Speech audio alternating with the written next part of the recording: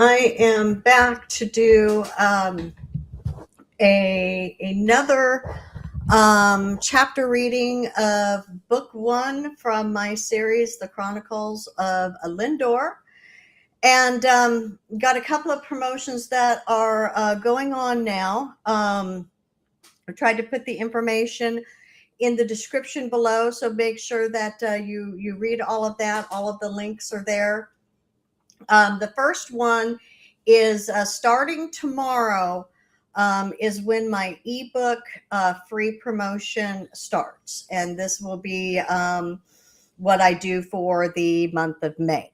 And all of my books, not just, the books in this series, all of them are available for free download for the ebook version.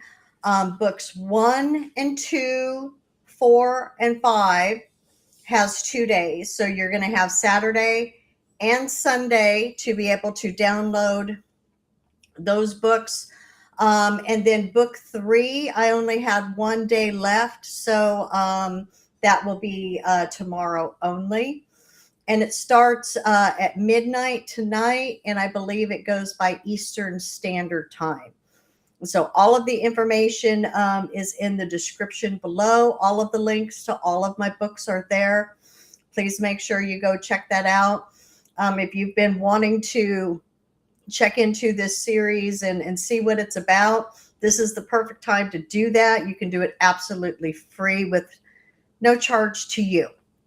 And then the second promotion that I am doing is I still have 2 print copies of book 4 that I want to be able to give away. Okay, so I've got this one, and then I have my it's my proof copy, which is the same thing. The only difference is it just has this banner on the front that says not for resale. It's exactly the same as if you like literally buy the print version. So I have those 2 available. I would like to get those sent off to 2 people next week. And so you need to email me at the email addresses that's scrolling across the screen, lovecrossgifts@Yahoo or Gmail. Email me just in the subject line, just say free book giveaway. And then as long as people are emailing me by Sunday, I'll choose 2 winners, and I'll get these books in the mail to you sometime next week. And happy to say, here is book 5. Book 5 is now out, and it's also part of that free promotion for the ebook, okay? Book 5, you're going to have 2 days to get the download absolutely free. So make sure you take advantage of this because I'm doing my very best to try to get as much like publication without like having to like actually spend money in advertising and stuff. That's why I'm doing these chapter readings, is to give you a preview of what these books are about. Okay. So what I want to do before I start into chapter 15 is here's the cover for book 1. And that's what I've been reading in over the last several months. And I usually try to do my chapter readings every week, but some weeks it just doesn't work out. Like last week, I was really, really sick for the entire week, so it didn't work out. So as much as I am able to, I will try to do the chapter readings every week. But like last week, I just wasn't able to come on because I got really sick. But just so you have an idea of what these books are about, let me read you what the back of the print version says for each book. Okay, so book 1 is called, they're all Song of the Dragon, but book 1 is the Songs of the First Dawn. In the beginning, the world was formed by the song, and nothing was ever the same. But when the echoes of the first dawn began to stir, ancient law awakens, and a young king is drawn into a destiny older than the realms themselves. Shreya, a silver dragon bound to the song itself, watches as the young king is called to carry a burden no soul was meant to bear alone. As harmony falters and unseen shadows move closer, Shreya must confront the truth of what it means to stand, to choose, and to remain faithful when the light begins to wane.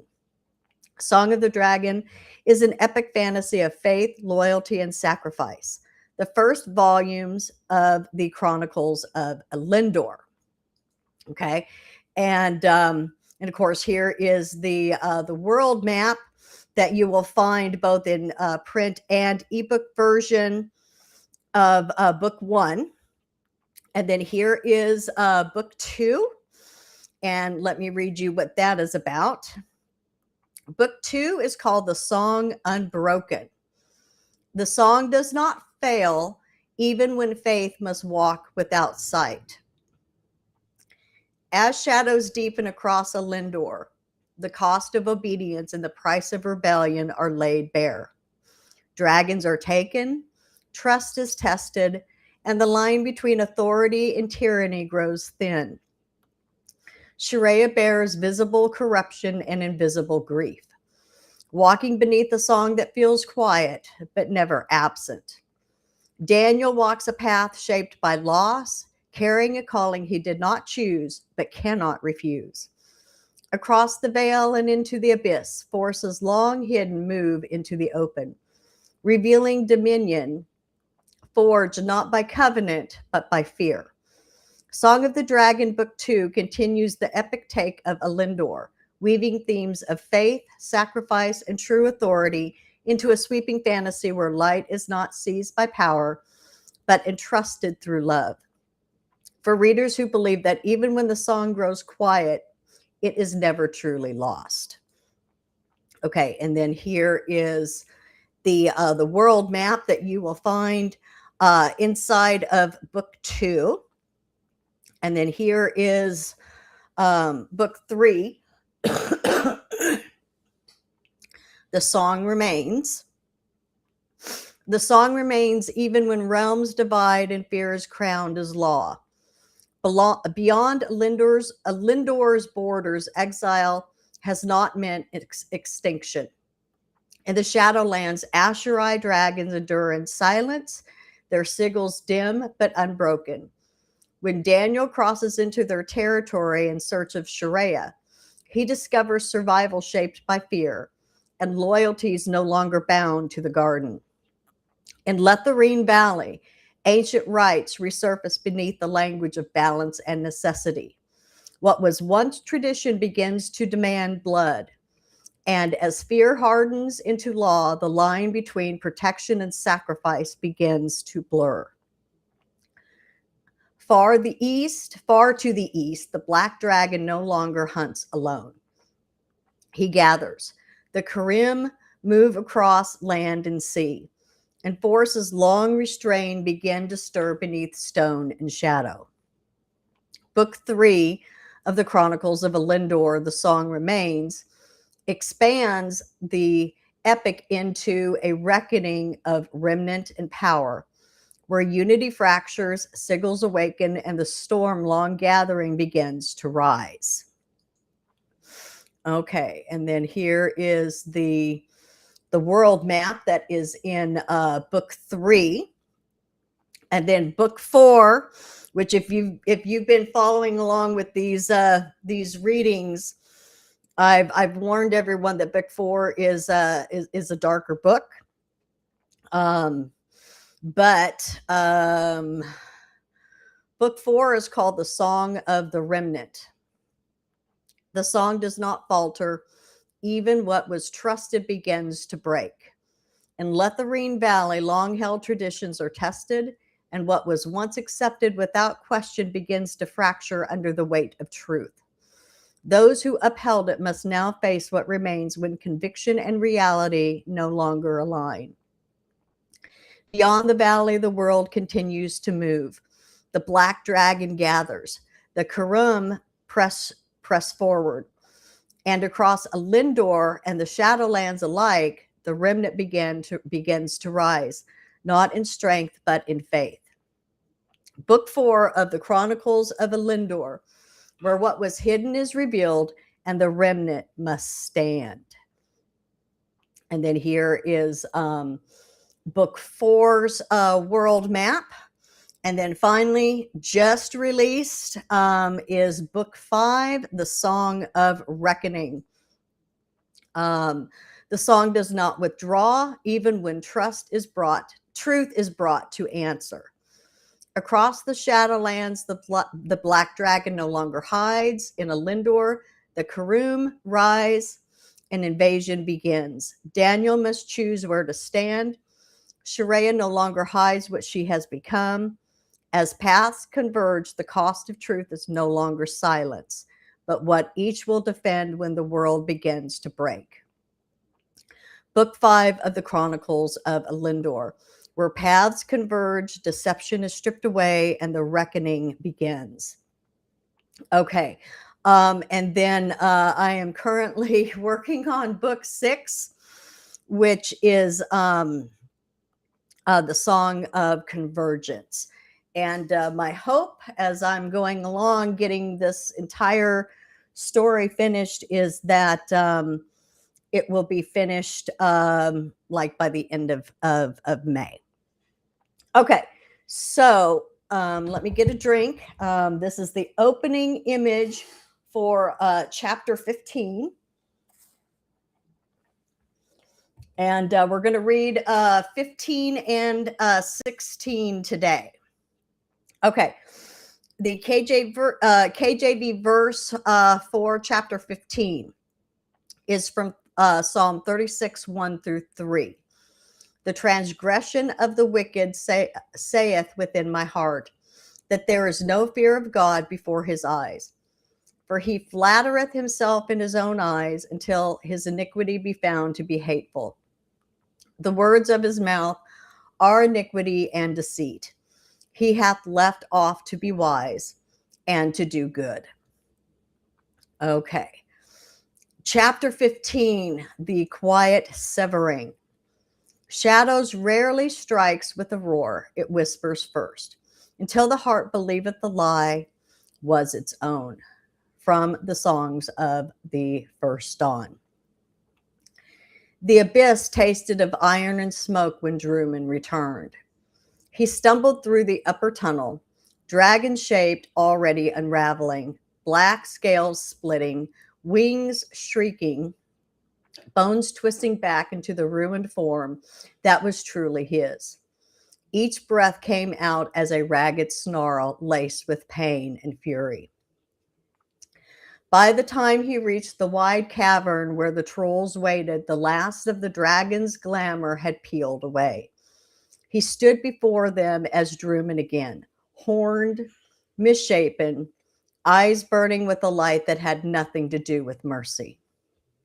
Pog, Room, and Draco dropped to their knees the moment they saw him. Master, Pog rasped, we obeyed, we struck as you commanded. We meant only to make it real, Draco added quickly, so the king would believe. Room shook so hard his teeth clicked. We never meant to harm you so badly. We thought. Drummond crossed the distance between them in a blur. His hand clamped around Draco's throat and lifted him clean off the ground. Stone grated beneath Draco's dangling feet as he clawed instinctively at the fingers crushing his windpipe. You thought, Drummond hissed, that if your claws sank deep enough, if your blows landed hard enough, the wound would do what you were too afraid to name. Room squealed and flattened himself to the floor. Pog's hands curled into fists, but he did not move. You hoped, Drummond went on, voice low and terrible, that the dragon you struck would not rise, that the master who holds your chains would fall. Draco's eyes bulged. He could not deny it. Drummond squeezed harder. The cavern watched, walls slick with old soot, molten light seeping from the cracks like the last glow of a dying fire.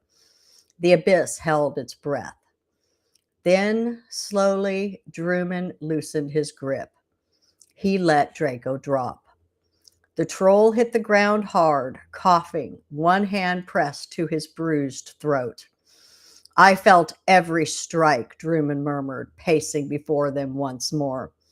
The king's blood was not the only blood in that ravine. Your claws found me. Your strength broke bone. He smiled then, sharp and cold. And the dragons believed it. Pog's head snapped up. What? The king saw trolls hurl themselves at him from the shadows, Drummond said. He saw his death coming, and who stood between him and the drop? Who took your fiercest blows? Who bled in his place? He spread his arms, mocking a bow. Raymond, he purred. The wounded savior, the dragon who nearly died to keep his king alive. Room's breath hitched. They believed that? They welcomed me deeper into their trust, Drummond said. The king has already named my sacrifice. The guard has already spoken my courage. Even Wintella, his grin widened, clings to me as if my life were the last ember in the valley. Relief and dread warred in Pog's chest. So we did as you wished, he said hoarsely. We made it real. You made it almost perfect, Drummond corrected. His eyes flashed. But never presume I did not feel your intent. Next time you hope to kill me, remember this. He stepped close enough that Pog could smell the scorched reek of his skin. If I die, you die with me. The dragons will not thank you. They will not free you. They will burn you where you stand for the blood you've already spilled. Silence fell heavy. Serve me well in what comes next, Drummond finished softly, and your little rebellion becomes loyalty. Fail me again, and the abyss will remember. He did not need to say more. The chains were invisible, but they tightened all the same. Later, when the cavern had emptied of overseer imps and lesser creatures, Drummond stood before a stone basin sunk deep into the floor. Thick, dark liquid churned within, half potion, half shadow. Fumes curled upward, clinging to the ceiling like reluctant ghosts. This one is not for me, he murmured, stirring the mixture with a clod tipped in dim red flame. I have worn enough stolen faces. The surface rippled, reflecting not his ruined form, but the ghost of a dragon's silhouette, distorted, broken, scales collapsing and reforming in grotesque patterns. This is for her, he said. Sharea's image wavered in the potion's depths, silver scales, rainbow-touched wings, eyes bright with the song. He smiled. Not death, he whispered, no. Yeshariel would never grant me such clean work. But disfigurement, distortion, a twisting of the beauty he cherishes, that I can do. He let a drop of his own blood fall into the basin. The mixture hissed, then settled into a low, malevolent shimmer. It will unsettle her form, Drummond crooned. Warp her scales, turn her reflection into something the dragons cannot bear to look upon. He tipped the basin, letting a portion of the potion pour into a smaller stone vial carved with faint sigils. And when they cannot bear to look upon her, he murmured, they will send her away. The laws will bind them. The song they cling to will become the cage that banishes her. He sealed the vial. Wintella need not know the whole of it, he added softly. She will hear only what she wishes to hear. that this frees her from a rival, that the banishment is required by law, that the hurt is necessary for her happiness. He turned toward the tunnel leading upward again. Let her taste the fire her own envy has kindled, he murmured. I will simply fan the spark. Raymond's lair in Mountain Vale was quiet when Wintella arrived. The front chamber glowed with the soft fire crystal light, throwing gentle highlights across the stone. Deeper shadows coiled near the back where the fissure split the wall. Hidden in plain sight, a dark seam no dragon had yet questioned. Raymond stood near the center of the chamber, his black scales polished to a subtle sheen despite his bandaged side. A small stone, no larger than a dragon's eye, rested in his foreclaws. Wintella, he said as she entered, his voice low, threaded with warmth. Thank you for coming. She dipped her head, nervous tension flickering along her wings. How are your wounds? She asked softly. Deep, he admitted, but healing. His eyes lingered on her face. Your care has hastened it. Her scales warmed at the words. She noticed the stone then, a smooth, dark piece veined with a faint golden lines that glowed at its heart like captured fire. What is that? She asked. Raymond drew a breath, steady and deliberate. In my homeland, he said, and among the Asherai before the shadow took them, there is a tradition you also hold here. A way a dragon declares his intent. He lifted the stone slightly. An ember of joining. Wintella's heart stumbled. She knew the ritual. Every dragon did. The ember was not a casual gesture. It was a question with only two answers, yes or no. You made that for someone, she tried to sound light, but her voice rasped at the edges. I did, Raymond said. He stepped closer, the light of the ember reflecting softly in his eyes. For you. Her breath caught. Wintella, he said gently, I have watched your strength, your fire, your loyalty. You stood at the edge of the gathering when others pressed forward. Sorry, somebody will be taking care of that. You saw more than they did, even if they never noticed you. He dipped his head, but I did. She stared at him, throat working. You risked your life for the king, he continued. You tended my wounds when others turned away. I would be honored if you would walk the song-bound path with me. He lifted the ember between them, golden veins pulsing softly. Will you accept my ember, Wintella? Will you be my mate? For a long moment, the only sound was the faint hum of the crystals. All the old longings rose in her. The dream of standing beside a king, of being seen, chosen, cherished. Daniel's gentle rejection still ached, but here was another dragon, strong and noble, offering her what she had thought she would never have. Just one moment, please.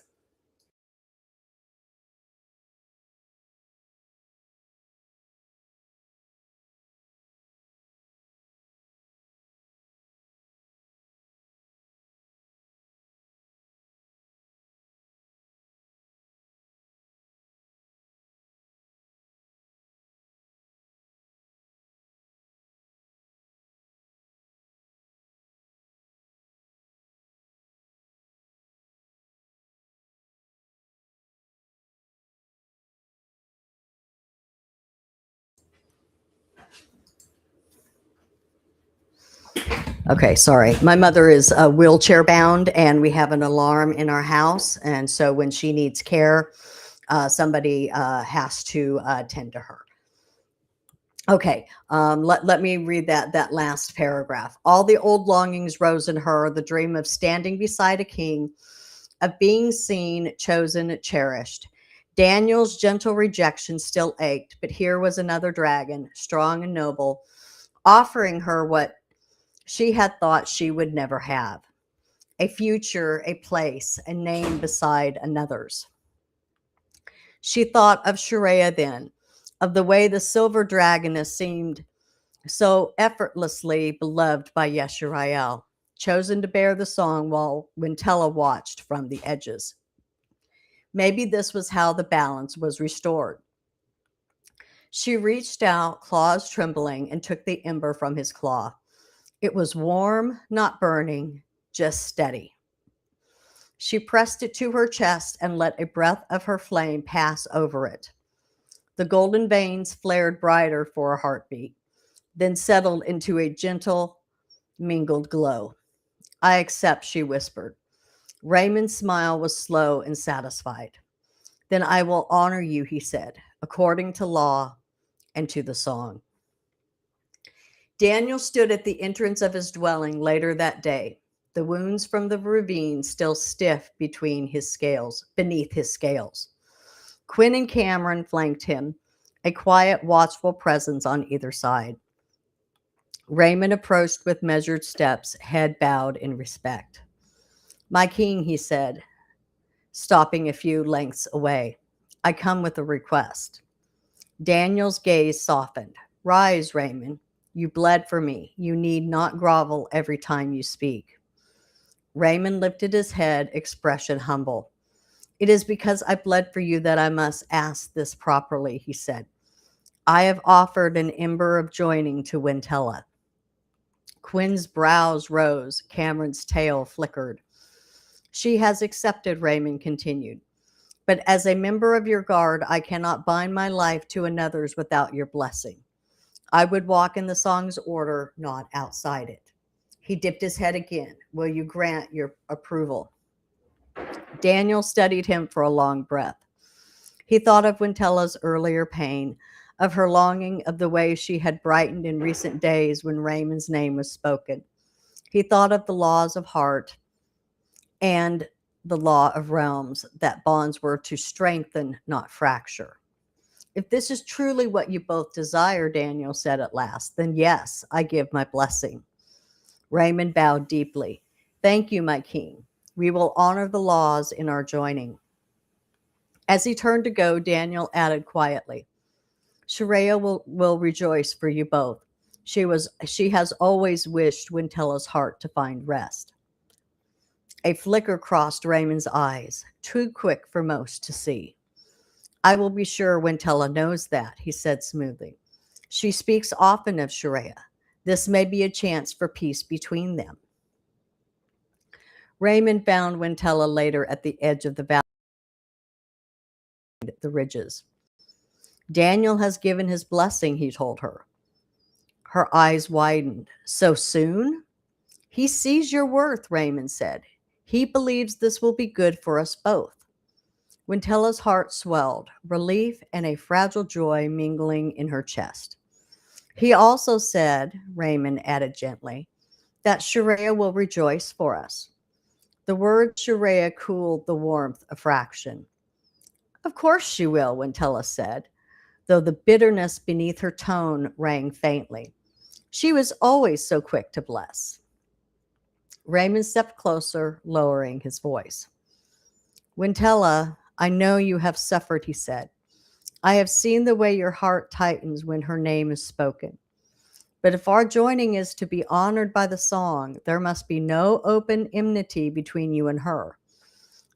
He let the words fall slowly. The valley is watching, the guard is watching, and Daniel most of all. Her jaw clenched.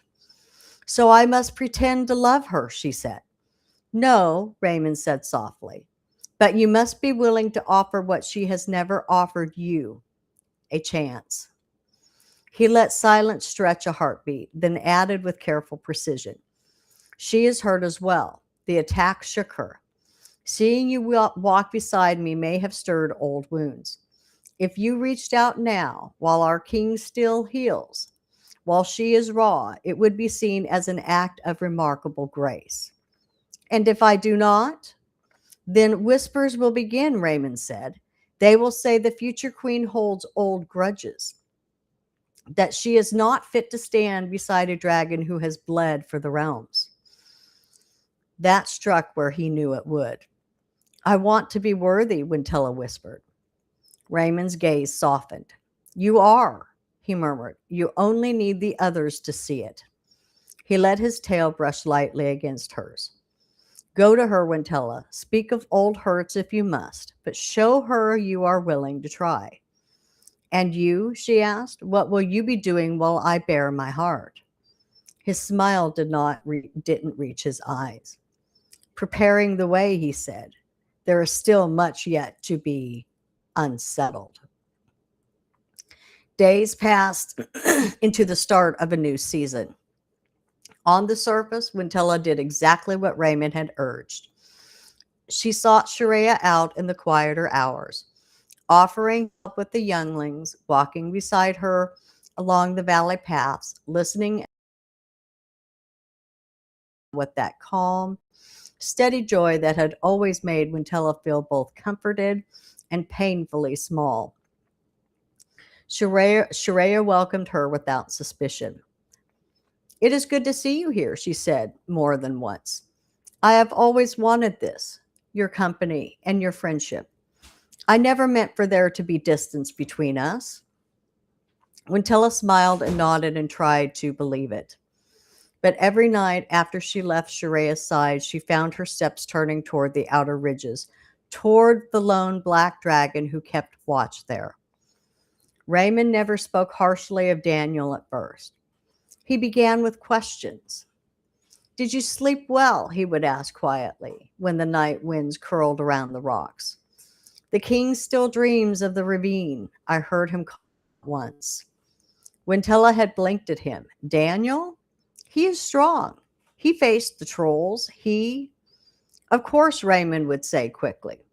He is your king. A pause, just long enough. Still, most seasoned warriors I knew in the Shadowlands the stone before it broke. The first time he said it, she dismissed it. The second time, it lodged. By the third, she found herself thinking on it on her own without his help. He never accused Daniel outright. He simply wondered aloud. Did you ever fear, he murmured one evening as they watched patrols sweep the valley, that another attack could come and he would not see it in time? The trolls struck once. Why would they not strike again? Wintella's wings tightened. He has the guard now. You, Quinn, Cameron. And we will stand, Raymond agreed. But should a king always be the one guarded or the one who guards? He let the thought hang between them like mist.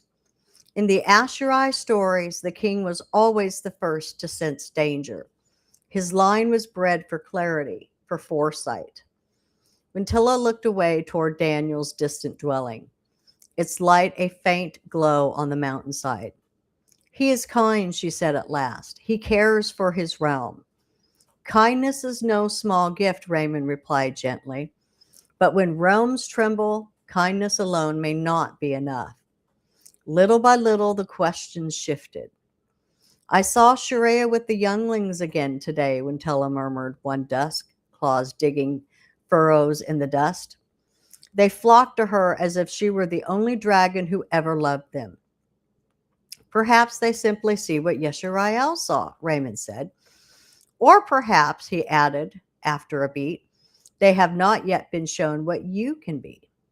She swallowed hard. And Daniel, do you think he will ever see? Hang on, I gotta let my cat out.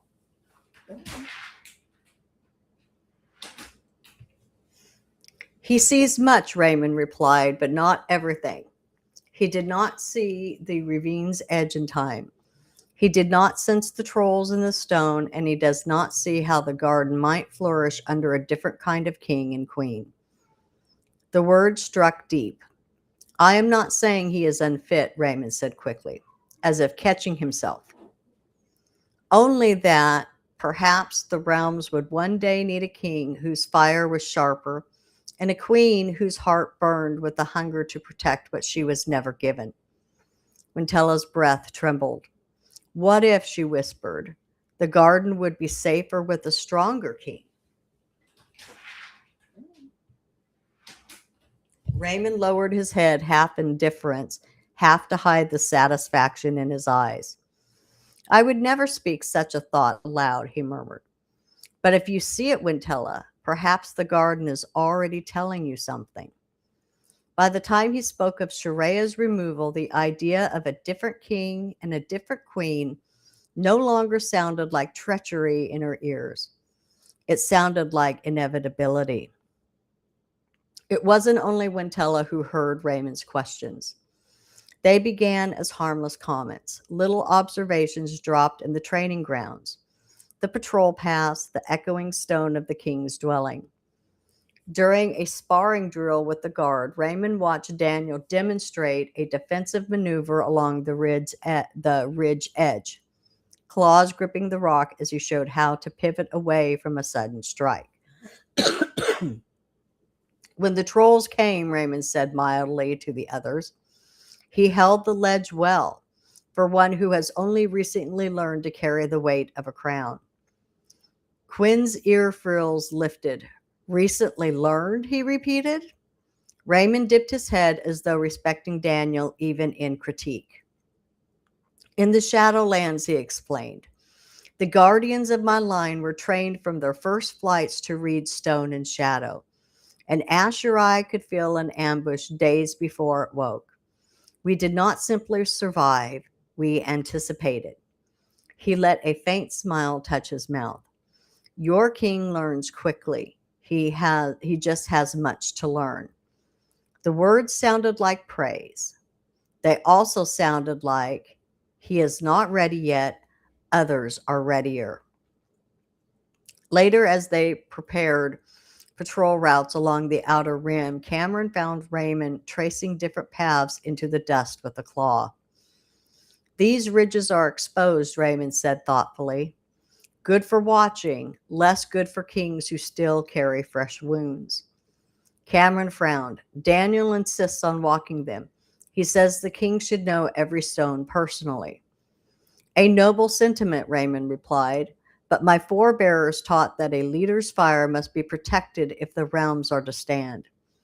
In the Asherai tales, the guardian with the clearest sight rarely walked the most dangerous cliff alone.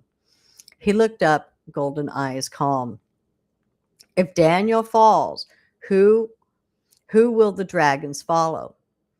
Cameron's scales tightened along his neck. It almost sounds, he said slowly, as though you believe someone else should stand in his place. Raymond snorted softly, smoke trailing from his snout, shaking his head. No, I simply believe a king should not always be the most exposed flame on the mountain. He brushed away the lines in the dust with his tail. We wouldn't want the realms to lose such kindness in one unwary misstep.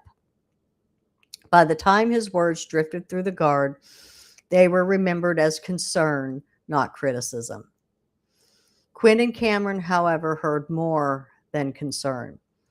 They found Daniel one evening in the central hall of his dwelling, where the firelight from the high braziers cast long shadows along the stone. Daniel, Quinn began carefully. We need to speak about Raymond. The king looked up from the map of the realms etched into the floor. Is he unwell? Daniel asked. His wounds? He is healing, Cameron said. That's part of the problem. He's healed enough to talk. Daniel's brow furrowed in faint amusement. Go on. Quinn folded his wings. He speaks often of his line, of Asherai clarity, of how they led in the dark days beyond the realms. That is not wrong, but lately he frames our choices against theirs, as if our king is brave but untested, kind but unprepared. Cameron nodded. He never says you are unfit. He would never dare. But he suggests gently that others might have seen the ravine ambush sooner, that other lines were bred to guard kings, to stand where you stand. Daniel was quiet for a long moment. We owe him our caution, Quinn said, but we do not owe him our crown. Daniel's gaze softened, not with naivety, but with the memory of black scales taking the brunt of troll claws in the ravine. He nearly died for me, Daniel said quietly. I cannot forget that. Neither can we, Cameron answered. That is why his words matter. Daniel drew a slow breath. If he crosses a line, the king said at last, if he ever speaks against the laws, the covenant, or the song, bring it to me at once. Until then, he shook his head, we will not punish a dragon for scars that sharpen his opinions. Let us watch and be wise, but we will not call treachery where there is not yet proof. Quinn bowed, though his tail flicked with unease. As you say, my king. They left with their loyalty intact, but a thread of doubt now wove itself through their thoughts. Not doubt in Daniel. Doubt in the dragon who spoke as though he had already weighed kings and found them wanting. Raymond heard none of that conversation. He did not need to. He could see it in the way the younger dragons glanced toward him when Daniel passed, in the way they repeated his phrases about Asherai clarity and guardians who saw ahead, in the way Wintella's gaze lingered on the king a little differently now, as though measuring him against a shadow she did not know she carried. Many nights later, after the seeds of doubt had taken quiet root, when Wintella's glances at Daniel were no longer soft but strained, and when she already felt the weight of a queen's crown in dreams she never admitted aloud,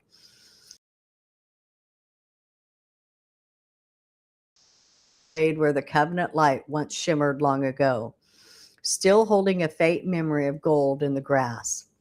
The moon hung low, casting pale silver across the stones. Wintella arrived with her heart pounding, though she did not know why. Standing tall despite the lingering wounds around his chest.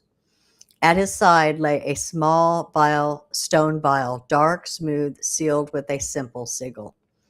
Her gaze snapped to it immediately. What is that? She asked quietly. Raymond did not answer at once. Instead, he watched her face, watched the uncertainty, the jealousy, the longing, all of it rising there as naturally as breath. Wintella, he said at last, his voice low, steady, filled with the sorrow of someone who carries a heavy truth. You know that Daniel will soon choose a mate. Her wings twitched sharply. He will choose Sharia, Raymond continued. The king must be mated before his guard may complete their own joinings. He has already spoken of going to Hollow Peak, to seek the unicorns, to offer her the ember of joining as is commanded by the laws. The words struck her like ice. You said, her voice broke, you said my place, my future, and it is yours, Raymond said, but not if things continue as they are. He stepped closer and his tone dropped to a whisper threaded with urgency. Daniel will not give up the crown willingly, and Yeshariel will not remove him, not while he stands whole beside a mate chosen through the song. Her breath tightened. But he is weak, Wintella, Raymond said. You saw it. All the realms saw it. The trolls struck, and he never sensed them. A king of the old ways, a king of Asherai blood, would have felt the ambush days before it formed. He bowed his head, letting sorrow weigh his words. Daniel means well, he murmured, but kindness is not the same as strength, and the realms, your mountain vale, cannot survive on good intentions alone. She swallowed hard. So what must be done? Raymond lifted the stone vial with both foreclaws. Sharia, he said. Sharia must be removed. Wintella flinched. Removed? You told me nothing about death, and I still do not speak of death, Raymond said firmly. Death is forbidden by the laws. Yeshariel himself sealed that law into the song. No dragon may slay another. He held out the vial. This potion will not kill her. Wintella stared at the swirling shadow light inside the stone, chest rising and falling. What will it do? She whispered. It will unsettle her form, warp her reflection, twist her scales just enough that she cannot stand beneath the song's presence without breaking. He paused, and the laws of the covenant demand that those whose forms are touched by shadow be banished, not by choice, but by command.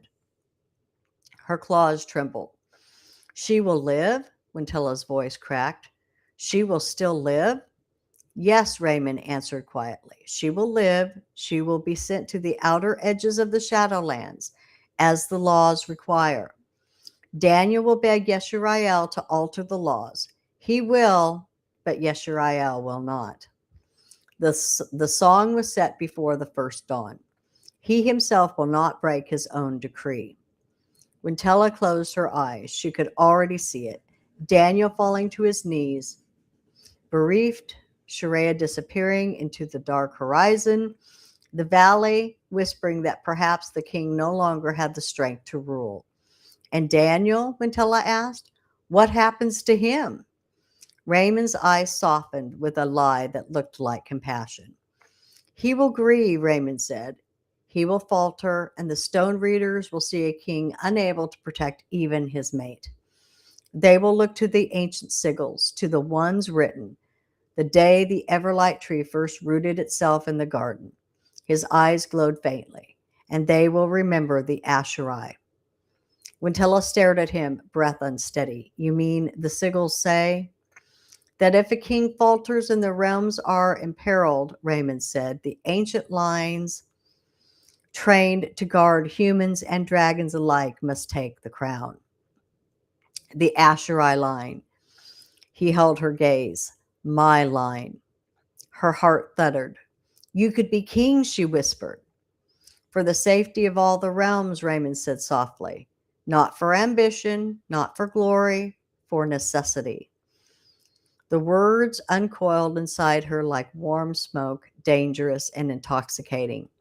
And me, she asked, barely above a breath, what becomes of me? He pressed his forehead gently to hers. What becomes of a queen? He whispered. A small sound escaped her, half sob, half longing. Then this potion, her claws closed tightly around the vial. It is for the good of Mountain Vale.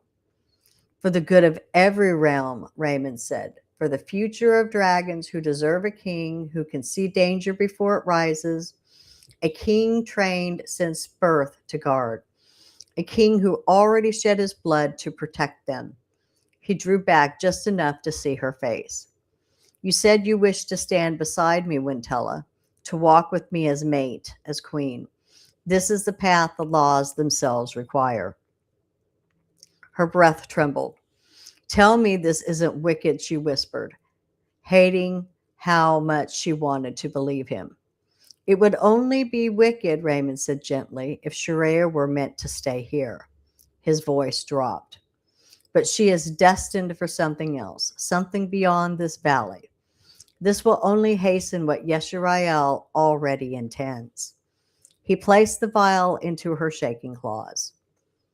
When Daniel announces he will mate her before the ceremony, before she stands before him in the song, you must give it to her for the safety of the king, for the safety of all. When Tella swallowed, her wings heavy with a sorrow she did not understand. I will do it, she whispered, for the good of Mountain Vale. Raymond bowed his head as though humbled, and the next age will remember your courage. But deep behind his eyes, a shadow triumph burned. Okay, and then here is the ending image. That was a long chapter, man. That was a long chapter. Okay, just getting a drink there. Okay, now the here is the opening image for chapter 16. Let me make sure. Yeah. Okay. Psalm 41:9. Yea, mine own familiar friend, in whom I have trusted, which did eat of my bread, hath lifted up his head against me. Okay, so chapter 16, Whispers of New Life. Not all threats roar from the sky. Some walk beside us, weaving familiar faces, waiting for the quietest moments to strike. From the songs of the first dawn. The new life winds had come to Mountain Vale. Snow veins along the high ridges had thinned into silver threads, and the valley below breathed with the first greens of the season. Tender shoots pushed through the softening ground. Mist rose in pale ribbons from the warm mouths of dragons' lairs. The song itself seemed to hum with quiet expectation, as though Elyndor were drawing breath before speaking some new word. Daniel stood at the edge of his cliff, watching the valley stir awake beneath him. He felt it in his bones, the turning of the seasons, the weight of the commands, the unseen pressure of time. Yeshariel's words still echoed in his memory. The king shall not long walk alone. Within one turning of the seasons he shall choose his queen, and none of his guards shall be joined before him. He closed his eyes, letting the breeze run over his scales. The new life season had already begun. Soon enough, the warmth would deepen into the season of fullness when the realms gathered to witness the sealing of mating bonds. By then, he must stand beside a queen, not just any queen, Sharia. His heart settled within the certainty of it. There had never really been another choice, not since he saw her standing beneath the tree of Everlight, light catching on her silver body, rainbow wings outstretched as she received the song. He spread his wings, drawing in a long breath, and leapt from the cleft.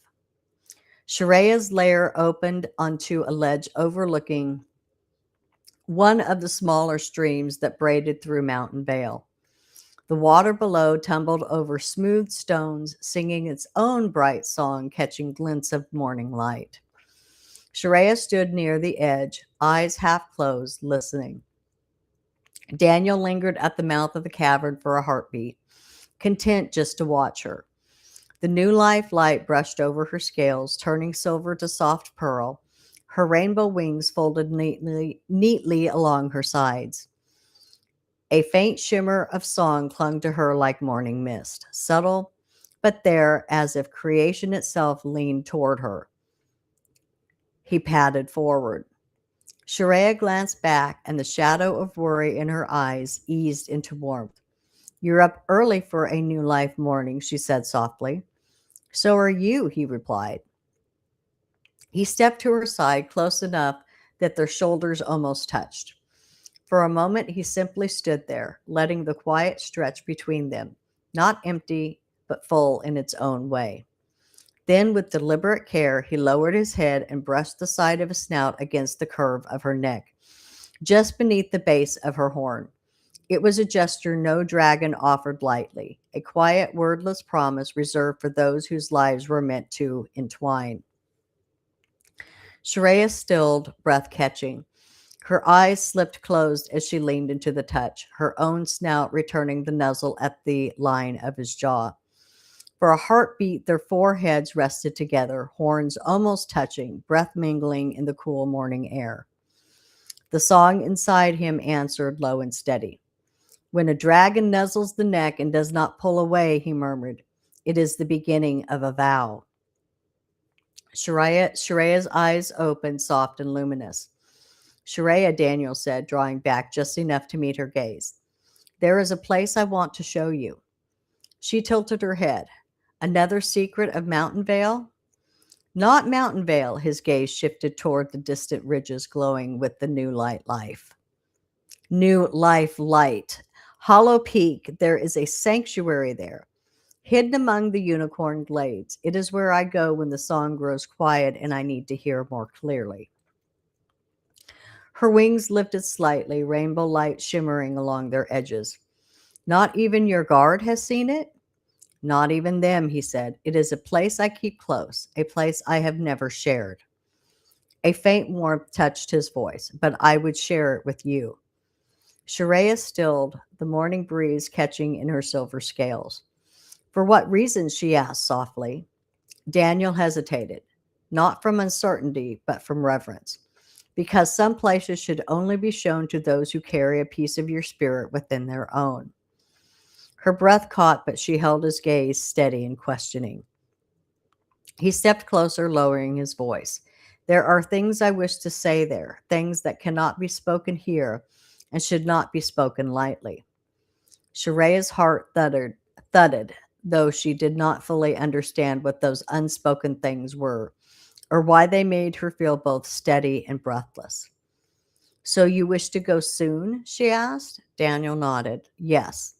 When the winds shift toward Hollow Peak, I will come for you. He did not say more. He did not speak of the ancient ember firestone. He did not speak of the sacred rites of choosing or of the season of fullness. Those words belonged in the sanctuary itself, before the light of Yeshariel, where truth could not be twisted and vows could not be corrupted. Sharia lowered her head slightly, an instinctive gesture of acceptance. Then I will be ready. A small, almost unguarded smile touched Daniel's face as he brushed his wings against hers. Good. Nothing more was said, but the air between them vibrated with unspoken purpose. Gentle, powerful, and entirely theirs.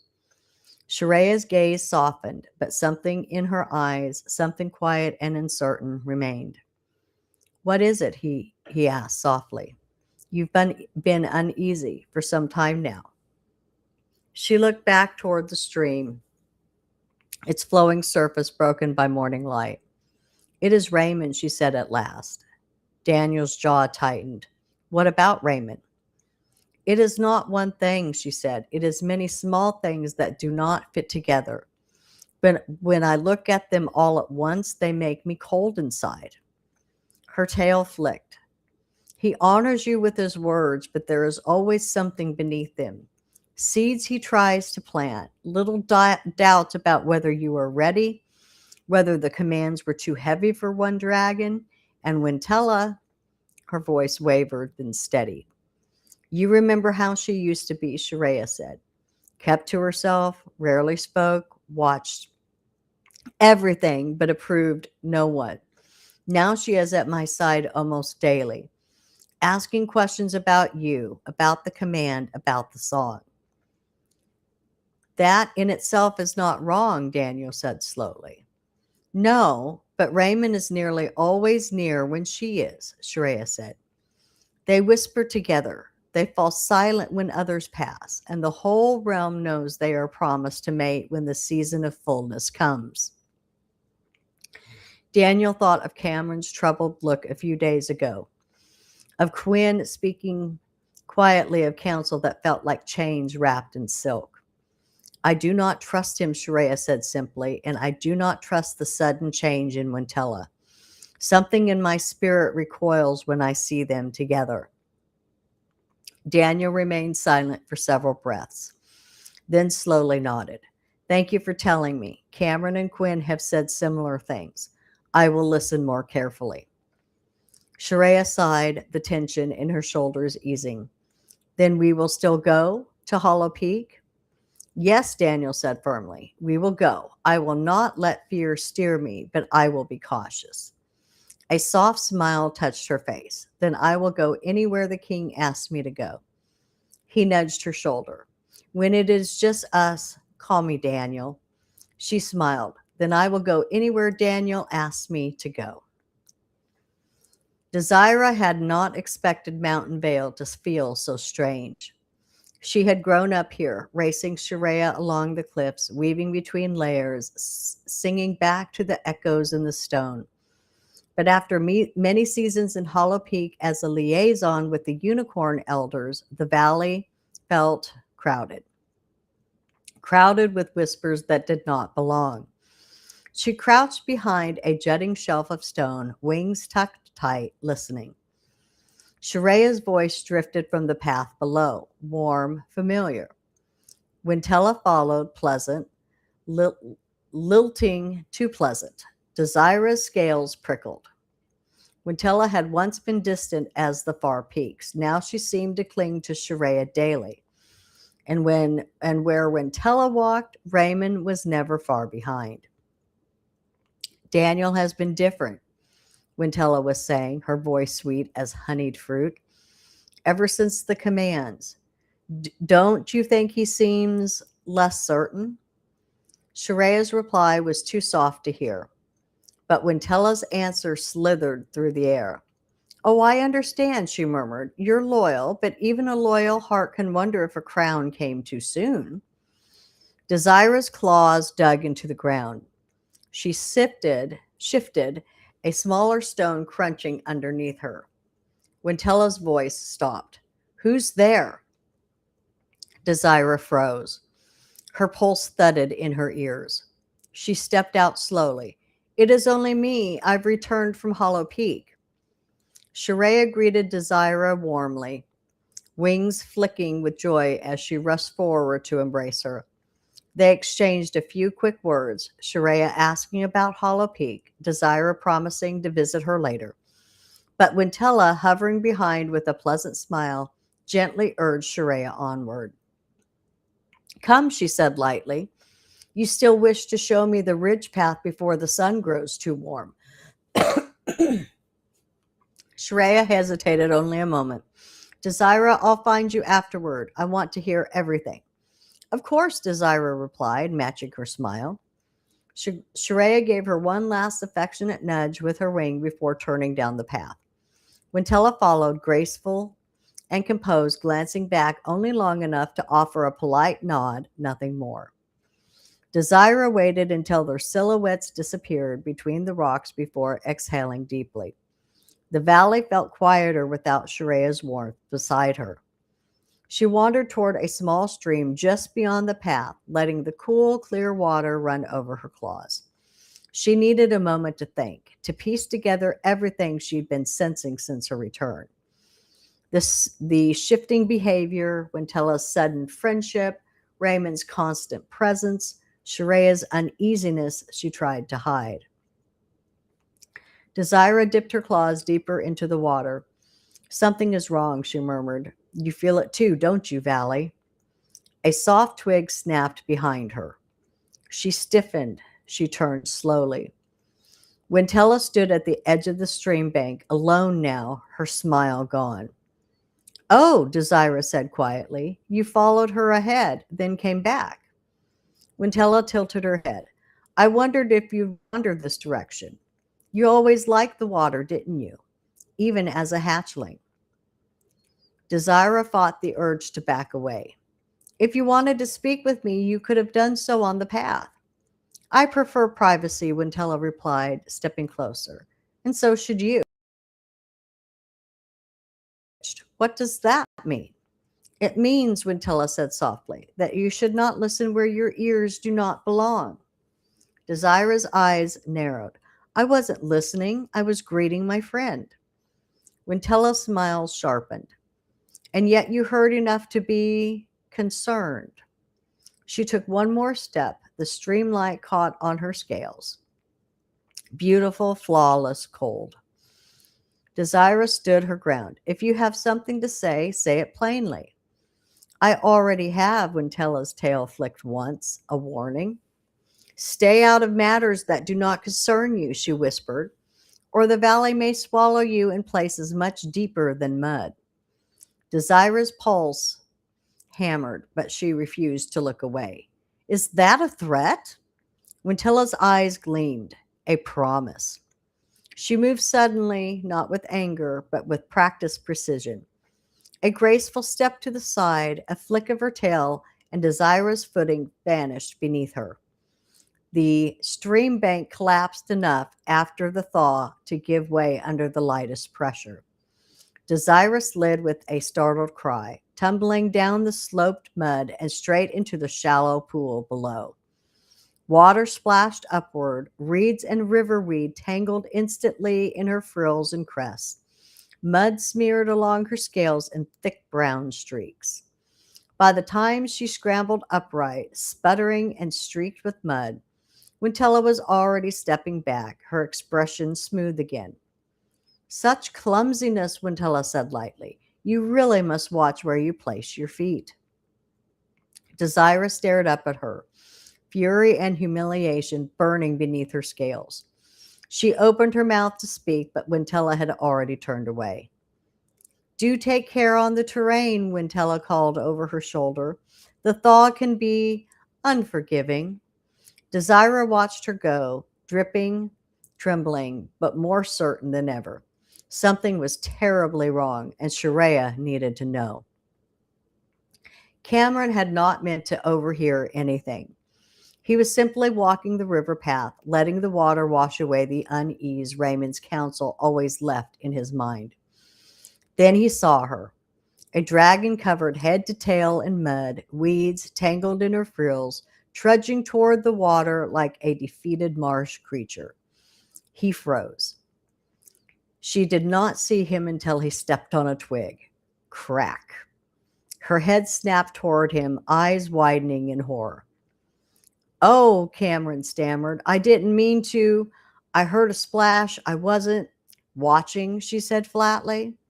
He flushed beneath his scales. No, I mean, yes, but not, well, I heard sounds.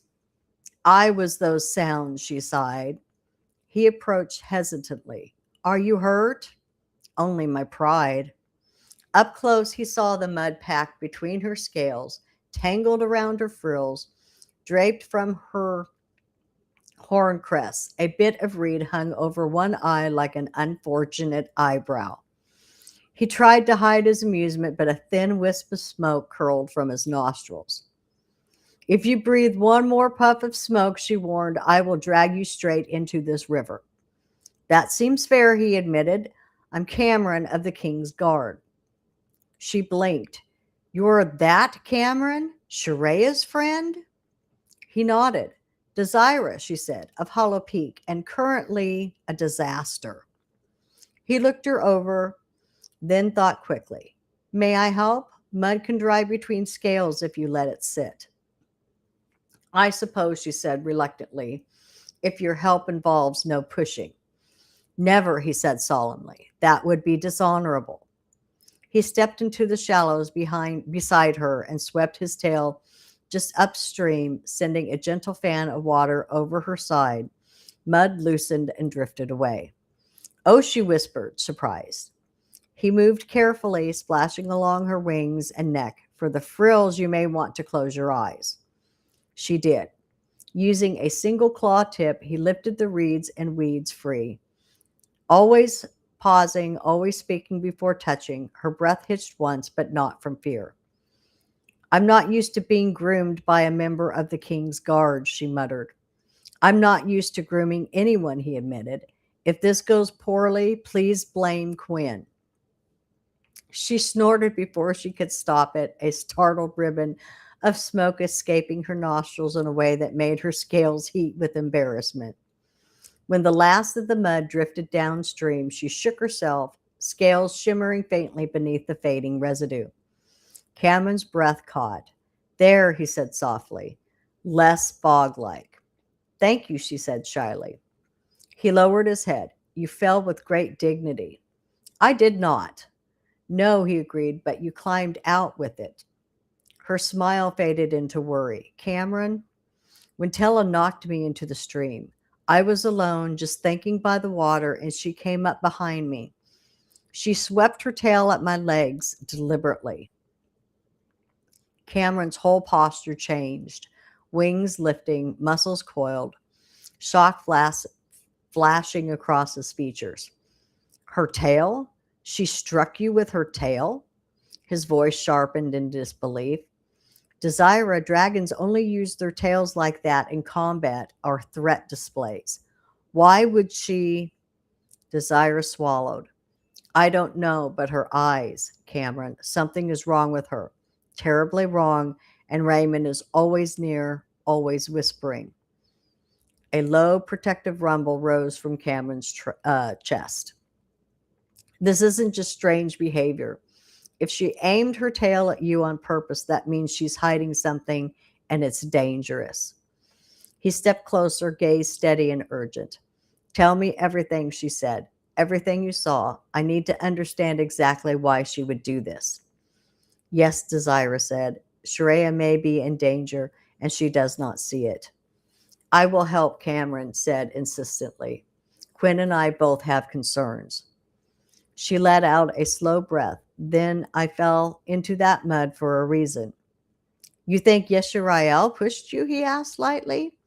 If he did, she said, I intend to discuss his methods, but for now I accept the help he sent. Cameron bowed his head. We watch, we listen, and when the time comes, we speak. And until then, Desira said, I will try not to fall into any more ponds in front of you.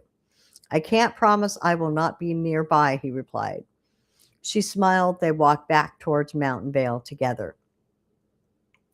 That evening, as the new light faded into soft violet, Daniel stood again at the edge of his cliff.